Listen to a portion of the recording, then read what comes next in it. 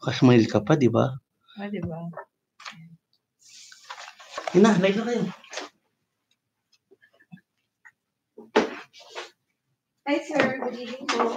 Hi, good evening. Hi, Jim. Hello po. So, may iyak ba kung bakit nagsik kami ng time para makausap tayo? Not really, sir. Pero siguro dahil pa saan, 6 months na ako. That's right. For regularization. Hindi naman talaga total yung regularization. Pero part nito, pwede mo po doon. So, okay. Yeah. So, yun, kamusta yung operation natin?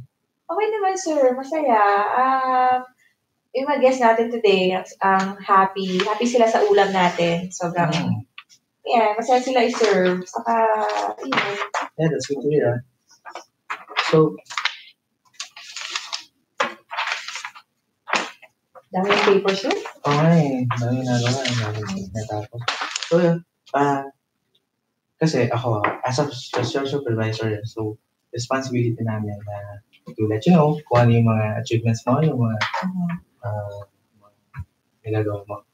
Then, kung meron mang kailangan improve, so we'll let you know rin. Okay po, sir. So, from that, ano ba yung mga magaling ka sa tingin mo? Yung nag-excel ka sa iba?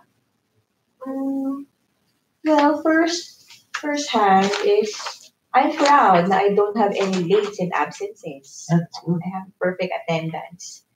And then, I make sure na yung food sa servery is kompleto, hindi siya nawawala ng pagkain, and yung mga clients natin or the agents enjoyed the food that they're having. And make sure na yung food na sinaserve natin is of good quality. What else? And yung paggawa ng mise en place, yung making sure that my mise en place is complete. That's one of my tasks as well. How about skills? Skills, personal skills. Yes. Personal, of course, sir, marami akong mga makalala na agent ngayon. And you have good communication skills. Yes, good communication skills with them. And I know how to handle the machines. That's a skill din, di ba? Yes, sila po dito. So, syempre, you are one of the, considered one of the good FAs that we had here outside. So, from that, proud kami na malaman na meron kaming staff na katulad mo na nag-excel na. So, nabanggit mo kanina na so i-maintain mo yung food preparation from food servery, then yung mise en place mo. So, speaking of which, meron ka ba naaalala na scenario or incident na nagkulang tayo ng equipment, or particular sa mga tools, sa mga cutleries? Not that I know of, sir. Kasi I make sure that I do complete the mise en place. So ito, nilalapit ko rin sa'yo kasi we had this incident yesterday. So we just report na nalidelay tayo ng serve from lunch. So, and you are the food attendant. Bakit mo na-delay? So paano na-delay? So, ikaw. Bakit mo na-delay? I don't know. No. Hindi ko po alam kasi nagawa ko naman yung task ko eh. I make sure that the mise en place is complete. Ayun. Actually, yesterday I forgot. Yesterday, yung mga plates, hindi pa kasi ready yung ibang plates kasi nasa dishwashing pa. So, I endorsed it to the next shift na make sure na i-kompleto nga yun. Kasi kailangan ko nang umalis, sir, may lakad ako. So, I need to go. And time out ko na rin yun. So, in-endorse ko na lang siya. In-endorse ko yung mise en place. So, kanina mo na-endorse yung In-endorse ko kay Marlon. So, which is? Anong position ni Marlon? Food steward. So, and you are? A food attendant. So, the difference? Do you have any difference when it comes to responsibilities? Yes, sir. Kasi, sir, that time, wala pa po yung food attendant. So, wala pa yung kapalitan kong FA. So, I really need to go. Nagpaalam naman ako din sa supervisor, kay Mama Lu. Nagpaalam ako na kailangan ko na umalis. So, in-endorse ko nga dun sa FS. Pero hindi ko nabanggit kay Mama Lu yung about sa business class. Kasi hindi naman niya trabaho yun eh. So, ano oras ka umalis? So, sa palagay mo, yung elaborate more kung paano yung naging operation mo, kung bakit na-miss out yung isang particular job na kailangan pang endorse? Hindi ko naman siya na-miss out. Kasi yun nga, at around the time kasi nap-out na ako, ay may lakad kasi ako. So, nagkataon lang na yung mga plato hindi pa ready, nangunugasan pa. Kaya in-endorse ko siya. Nakulang pa yung plato for the next shift. Doon nga kay Marlon. Sabi ko sa kanya na, make sure na, ang tawag dito na, kompleto yung mise en place for the next shift. Kasi syempre, di ba, pwede din naman ako mag-delegate ng task, di ba? That's one of my, I think also. So, yun, from that, kasi di ba, ano yung mga responsibilities natin? Yung mga procedure natin before serving time. So, kung let's say, you're telling me na out ka na ng serving time, then, sino yung nakatask para for all the preparations? Supposedly, the FA. So, who is But the FA? The thing is, yung FA that time, si Francis, wala pa siya. So, in-endorse ko nga dito kay Marlon. So, you are also the FA. So, technically, you are the FA, right? Yes, sir. So, and whose responsibility? Yes. It's my responsibility. So, from that, are you telling me that you're nag-accept ka na it's your responsibility, then ikaw, sino yung nagkaroon ng kakulangan, for example?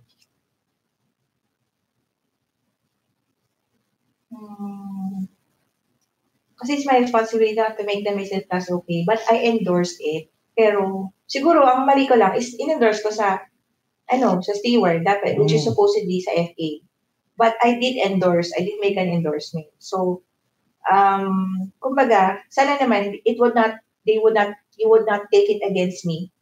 Kasi, I have reasons din naman, sir. Kaya ako naman in-endorse. Di ba? Kaya nga tayo may mga endorsement. Yes. But the problem is, yun nga, hindi ko nga sa food attendant.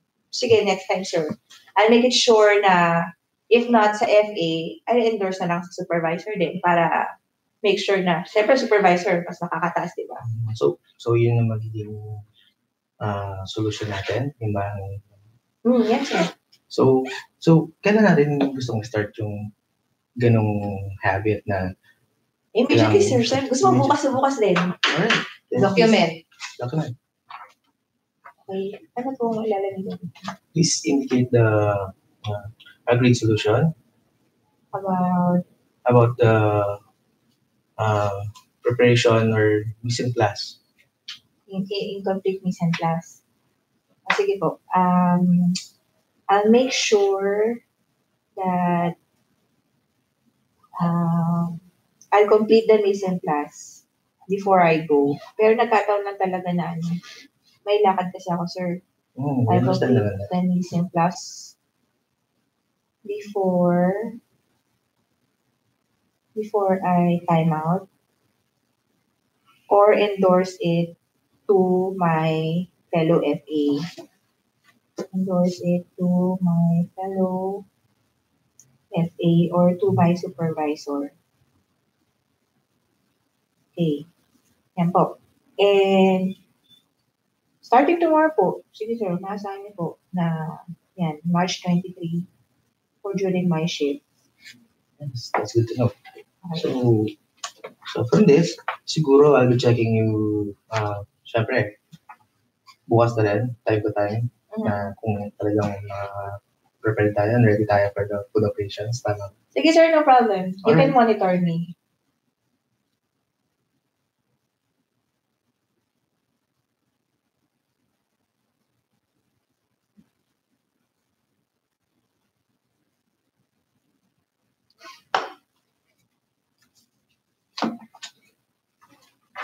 So,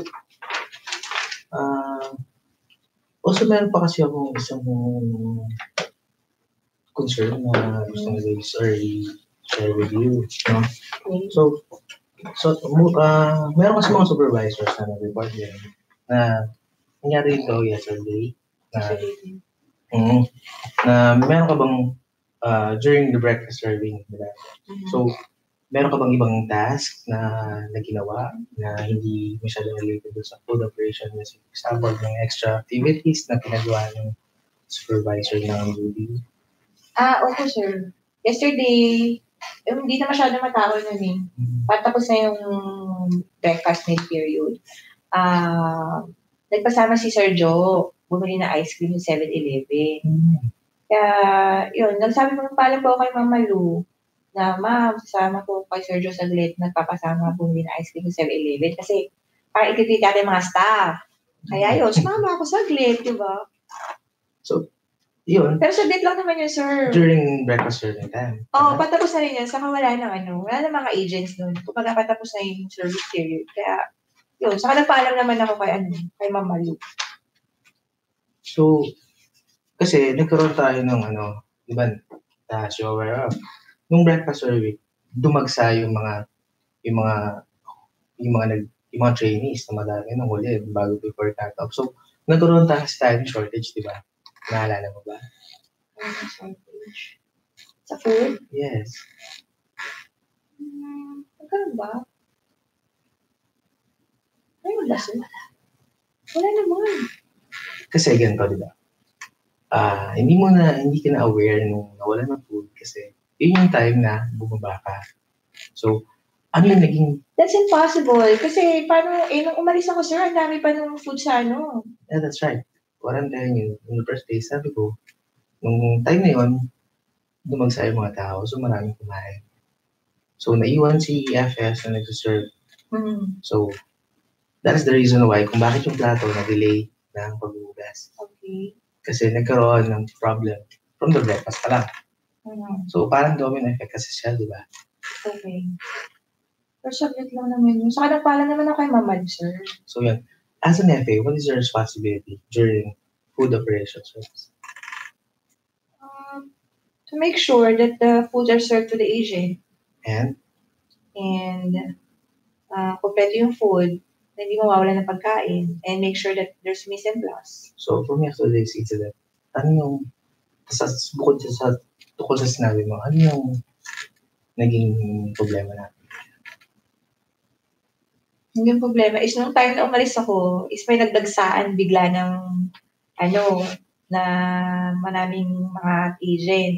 Which is, ako dapat yung tatawag doon sa survey, kaso wala ako. Also, kasama mo si supervisor. Sinamahan ko si Sir Joe kasi nagpasama siya. So, yun. So, ano yung sa tingin mo? So, you're telling me na hindi ka aware dahil nga din doon sa bumaba. Hindi naman siya hindi ako aware. Kasi sir, patapos na yung service period. And malay ko ba na bigla may dadagsa na ganun kadami? Kasi yung head count namin almost reaching na dun sa meal count natin eh. So, saan galing yung mga tao? Parang nagulat lang din ako kasi, di ba, hindi ko talaga in-expect na gano'n ang mangyari. Sa kasabit lang naman ako nawala. Kasi ganito yan.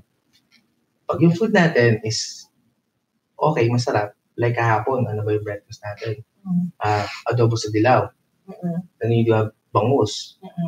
With smoked bangus. Eh, syempre, yung mga belly, gusto nila. So, yung mga agents, they have the right, or yung iba, most sa nila, have their second survey. So, kaya tayo nagkaroon ng shortage. Hindi natin problema yung forecast, right? Pero hindi natin expect na gano'n yung nangyayari. But in some case, like that, ano yung kailangan natin? Anong kailangan when it comes to operation? Yung mga, anong kailangan nating paghandaan?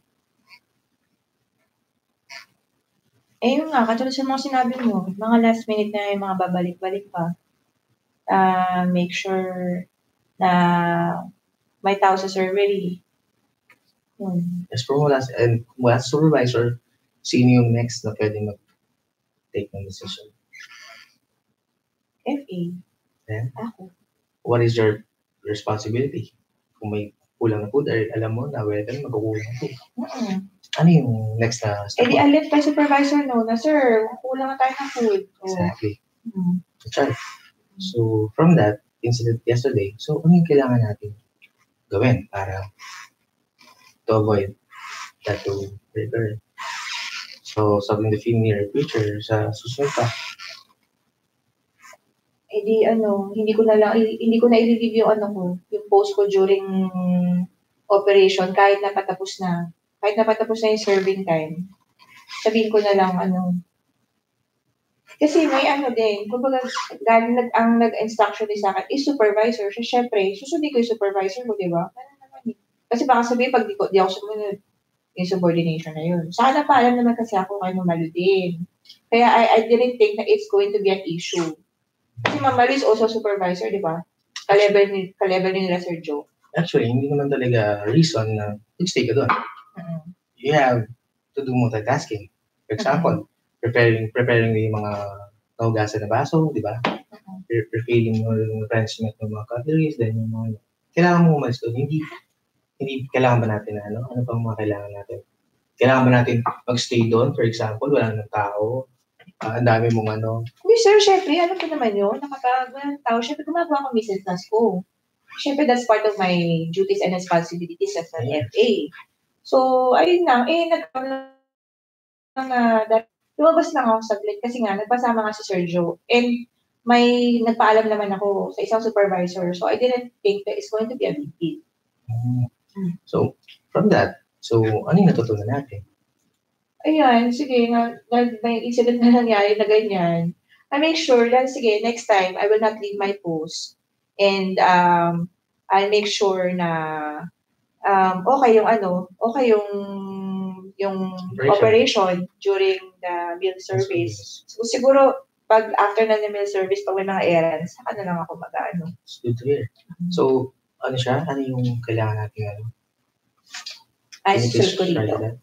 Okay, so I make sure that ang natin is nagko-fall siya parang negligence mo or abandonment of post. Actually, hindi naman siya abandonment of post. Pero you're not there on your responsibilities. How would you consider it as an abandonment of post? Eh, ang nagpasama naman sa akin is supervisor din. From the word abandon, when it comes to abandon, you're not on that particular occasion, right?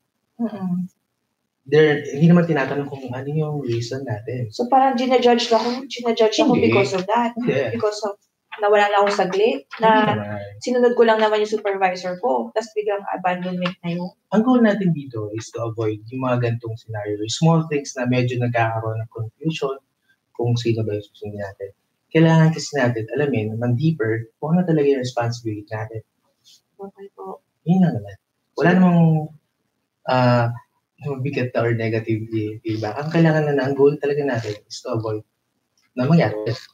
Okay po, sir. Sige po. Pero parang kasi masyadong negative yung abandonment. Parang hindi ko naman siya in-abandon. Sige, parang for the sake na abandon. dahil umalis nga ako doon. Pero, yun na. Sige na, sir. I vow na it's my fault. Sige, I'll never leave my post. I'll never leave my post during operations. And, okay, yan po. So, starting tomorrow. Ulit? Yes. Kasi kahapon nangyari, syempre, nga lamang patagal ito next week. Next week na lang, sir, pwede. Hindi, kasi ganyan. We're running 24/7 operation. So, we're planning to do the changes for the next week. Okay. So, pag may pinagawa sa akin na errands ang isang supervisor, kahit kasi hindi ako alis. I need to be there on No. You were already an FA and you were also considered as one of the best. So I believe na hindi ka naman syempre ganun na you do also have your own decision makings, right? Yes. Then you know what is your responsibility as an FA. So, alam mo kung yung pa ba is covered pa ba ng job description? Or, sir, can I ask you something? Baka pwede naman, sir, mamaya na lang, sir, kasi we're running food operation right now kasi baka magkaroon na tayo ng problem. Sige, sir. I'll take note of that po. Sige po. Giving information or giving ideas, meron niya kasing tama naman na approach. Kahit sabihin mo higher position, you can ask. Mhm. There's no problem asking. Okay po. Sige po, ayan po, sinulat ko na po. I'll never leave my post during operation. Starting tomorrow. That's good. So, Last points ba yan, sir? maybe. So, okay lang abandonment of post, pero hindi naman talaga siya, kino-consider natin to na hindi na mangyari ulit. Opo. Sige po.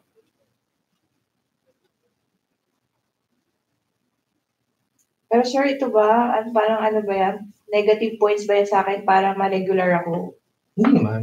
Kasi, kanina, nandito, sulat ko rin ito yung mga positive mo na ikaw din ang sabi at nag-agree din naman ako dahil nakikita ko naman yung performances mo. Okay. So, check din kita daily. So, from daily food operations. Guardia civil ka ba, sir? Hindi naman. Check mo talaga ako. Para makawasyos ako niyan, sir. Kasi ganito yan. That's so much things to focus on. Dapat, marami. From us, meal count, yung mga agents, kung paano sila, mga equipment, kung ano yung kailangan natin. Kasi ito, mga small lang to na kailangan natin i-address umaga, pero hindi natin kailangan pang patagalin dahil mas pwede tayong magkaroon pa ng mas bigger problem pag hindi na ayos agad. Okay, sir. I understand. So, really? So,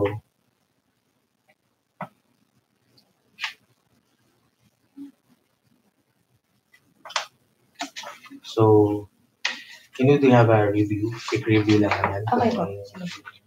So, pag-usapan natin ngayon yung mga ilang skills na pinakita mo within your 6 months na nag-stay ka sa company natin.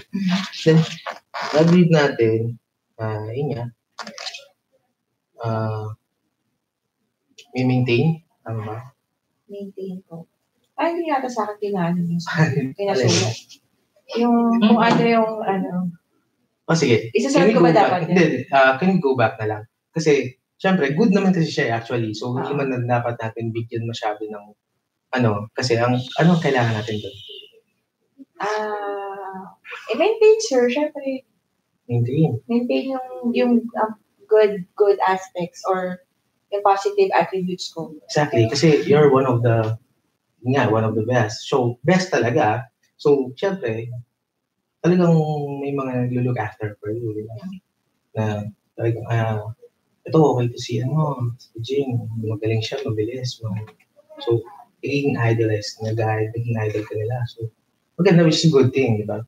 Thank you po. Kasi ikaw rin yung do trainings or di ba, sa mga bagay natin. So, yun. Kailan natin kailangan maintain? Maintain. Yung, Paano?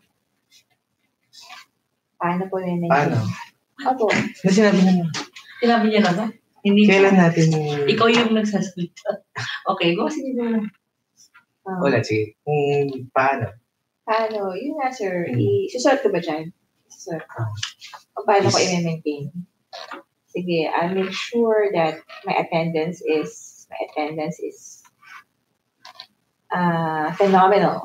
Wow, Is 100%. Kasi di ba, wala naman ako mga late sa ka-absent, sir. Yes, yun nga. So, I'm very proud of that. Attendance is 100%. And, make sure that I finish my task. Finish my task and do my responsibilities as an FA.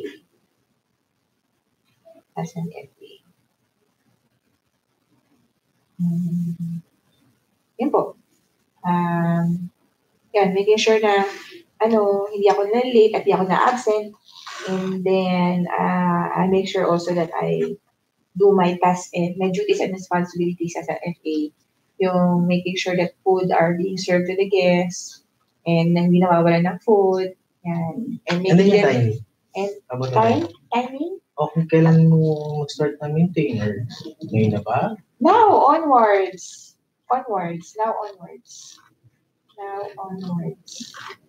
That's great, no? Medyo advance yung dance mo. Yes, sir. So, yun. Thank you. Siyempre, check ko rin. So, I'll check it siguro weekly na lang. Kasi, ano naman to, mag-reflect din naman to sa overall evaluation. So, weekly. So, let's have a quick recap na lang dun sa naging conversations natin. So, ano yung unahin mga positives na Positive attributes, yun nga na I have 100% attendance. Tapos yun, I make sure that there's food on the servery. I make sure that the agents enjoy their food. And yun. And then yung sa Mise Plus, yun, kasi since mayroon nga akong, nagkaroon ako ng issue about the Mise Plus, I make sure na I will endorse it to my fellow FA. Or if not, if I can finish it by myself, I finish the Mise Plus by myself. And, ano ba yun? Yung sa abandonment. Hindi naman siya abandonment talaga.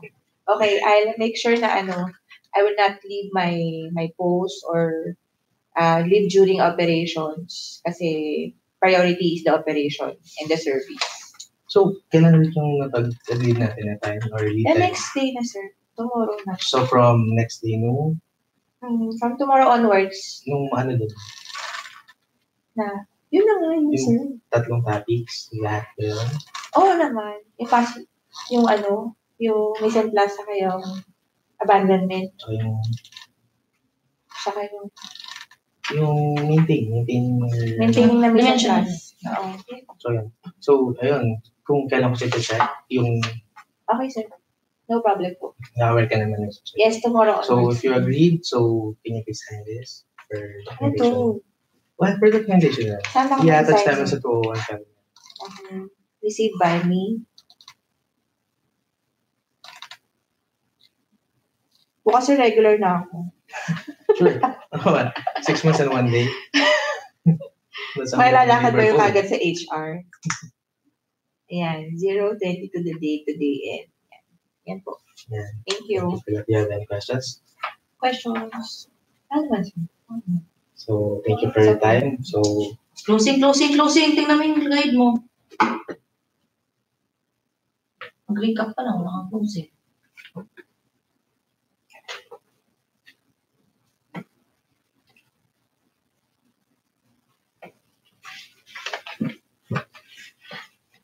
So, I'm positive naman, no, nung na magagawa mo or ma-accomplish mo itong mga tasks na sinabi na kailangan natin i-improve. So, if you do need any further help from us, just let us know, man. Okay, sir. No problem. Yeah.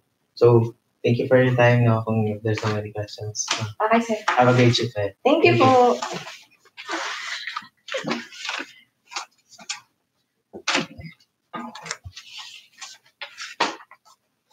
Nakakalaw. Mabugbog ka na. Sure ako. Mabugbog ka na. Okay.